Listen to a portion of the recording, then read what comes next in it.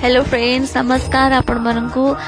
माघ पूर्णमी विषय मो पूर्व वीडियो रे कही एबे मु कहक चाहूँगी आपण जानती एई माघ पूर्णमी को अगिरा पूर्णमी बा अगिरा उत्सव मध्य पालन करा जाए। अगिरा उत्सव कौन गाँ सहर सबुठी लोक मैंने एकाठी होगी छड़ नड़ा पत्र बाउंश काठी निया लगे था कहीं ना सूर्य नारायण को बा अग्नि देवता को